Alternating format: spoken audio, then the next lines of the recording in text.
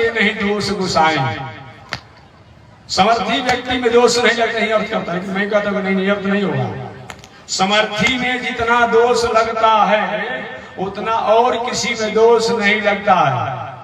याद रखिएगा, ये व्यंग्यात्मक शब्द है। हमारा भारतीय दर्शन, भारतीय विचार, भारतीय साहित्य और साहित्यों से अलग है।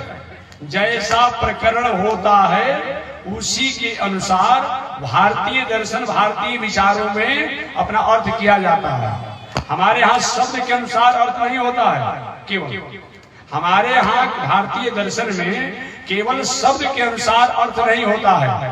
अगर शब्द के अनुसार अर्थ करने की बात करेंगे तो विवाह के अवसर पर हमारी माता जी लोग सैकड़ों गाली देती है संबंधियों को। आज जो बारात में थोड़े से अपना के अकड़ कर आते हैं, बने ठंड रहते हैं, सबको ऐसा ऐसा गाली देगी कि मत पूछिए।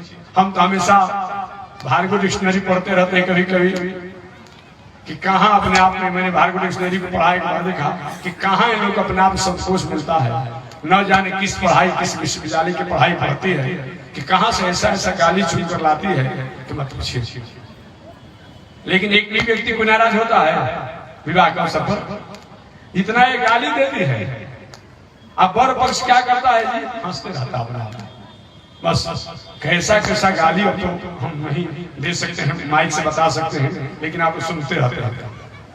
अब वही रास्ता में जा रहे हो, दो परिवार हो, अपने आप का हित नेता हो, अगर एक गाली दे दो तो तुरंत न्यायालय में जाना पड़ता है, थाना अध्यक्ष में जाना पड़ता है। कोई विवाह के अवसर पर सैकड़ों गाली दिया जाए। कोई भी कभी आपने सुना है कि थाना में कहीं केस हुआ है? हम तो नहीं सुने। कभी आपने सुना है कि न्यायाधीश कहीं अपने आप में कि विवाह का अवसर किसी ने गाली दिया, अपने आप स्त्रियों द्वारा गाली दिया गया और उसमें केस चल रहा हो? हम तो नहीं सुने।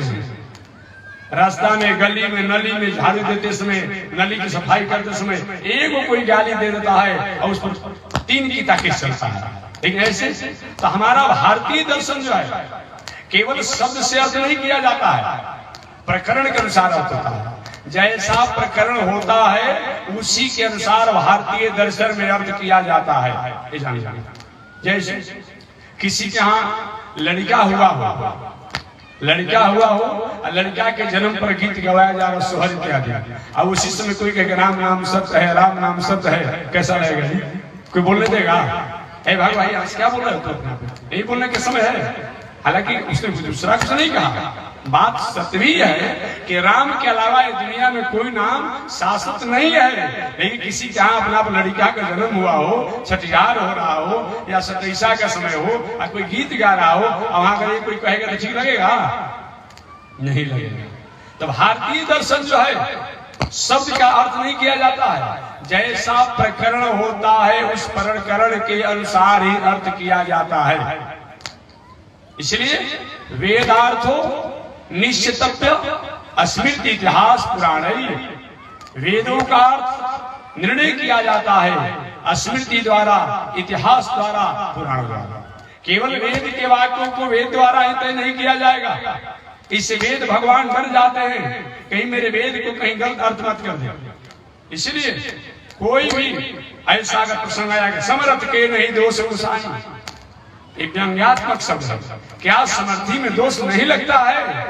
अर्थात समर्थी पुरुष में जितना दोष लगता है उतना सामान्य व्यक्ति में दोष नहीं लगता है।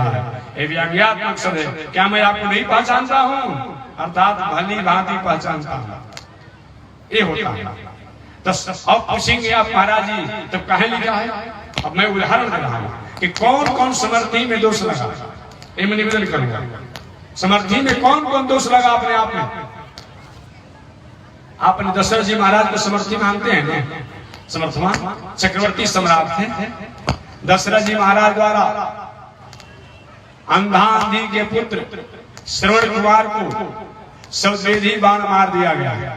कथा आप जानते होंगे कि अंधांधी अपने माता पिता को लेकर श्रवण कुमार तीर्थ यात्रा करा रहे थे।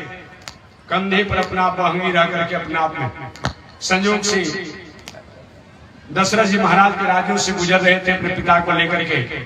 एक जगह सुंदर उपवन में अपने माता पिता को वृक्ष के नीचे अंधांधी को रख करके श्रवण कुमार माता पिता को जल पिलाने के लिए किसी सरोवर की अपने आप पास पहुंचे थे जल लाने के लिए, और यही सरोवर में जल भर रहे थे, उसी से सरोवर में जल भरते से फटफट की आवाज आ रही थी कलश में। हमारे दशरथ जी महाराज को शब्दवेदी बाण का अधिकार था, शब्द द्वारा जहां से शब्द आता देखते नहीं थे तो उसी के अनुसार बाण चलाते थे अपने आप में। दशरथ जी महाराज ने शब्दवेदी बाण का प्रयोग किया और शब्दवेदी बाण के द्वारा अपने आप में जाकर श्रवण कुमार को लग गया, और श्रवण कुमार को जब लग गया, श्रवण कुमार अरे कौन ऐसा जो साहस किया? दशरथ जी महाराज वहां गए, ये तो गलती हो गया, मैं तो समझा कि हिंसक किसी प्राणियों को मैं मार रहा हूं, लेकिन ये तो तपस्वी का अपने आप में बाण लग गया। श्रवण कुमार मर दे कि मैं मर तो रहा हूं, ब्राह्मण हत्या का दोष नहीं लगेगा, लेकिन मैं भी वचन देता हूं कि अपने आप में जाइए, मेरे पिता के अपने आप में कम से कम जल पिला दीजिएगा, जल पिला दीजिएगा अपने आप में, मैं तो रुकूंगा नहीं। वहीं दशरथ जी महाराज जल लेकर के कलश में और अंधा आंधी के पास पहुंचे, जो भी जल देना चाहे आवाज से पहचान गए, आप क्या मेरे पुत्र श्रवण कुमार नहीं है? कि नहीं महाराज, ये घटना हो गई। उसमें अंधा ने कहा मैं जल नहीं पीऊंगा, एक तो मेरे नेत्र नहीं थे, मैं अपने पुत्र के सहारे जिंदा था, उसको भी आपने अपने बाणों द्वारा मार दिया, तो जाइए मैं श्राप देता हूं, जैसे मैं अपने पुत्र के वियोग में तड़प तड़प करके मर रहा हूं, एक दिन ऐसा समय आएगा आप भी अपने पुत्र के वियोग में तड़प तड़प करके मरेंगे।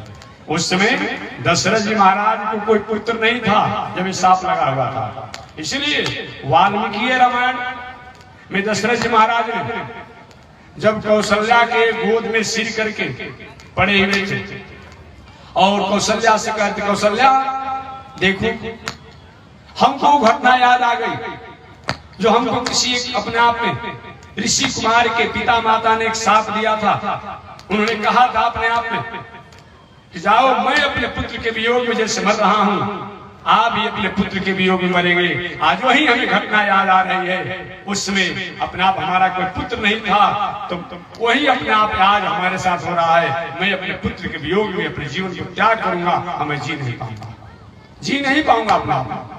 तो मैं निवेदन करना चाह रहा था, वही दशरथ जी महाराज को शब्दवेदी बाण क्या अपने आप में दोष लगा, और इसी के चलते दशरथ जी महाराज को छांट दिया गया था कुजा कि भाई आपको जब अनुभव नहीं था शब्दवेदी बाण, तो आपने शब्दवेदी बाण चलाया क्यों?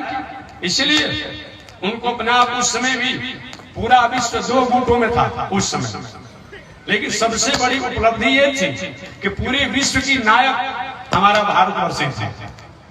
हमेशा मैं कहता हूं उस समय भी विश्व पूरे 2 गुटों में बटा हुआ था, इस आज भी पूरा विश्व 2 गुटों में बटा हुआ है।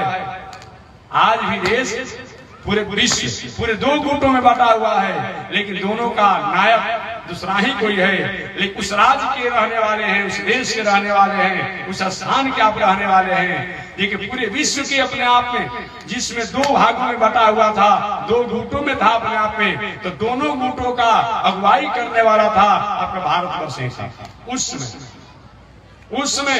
आज तो एक अस्थायी सदस्यता के लिए हम तरस रहे हैं।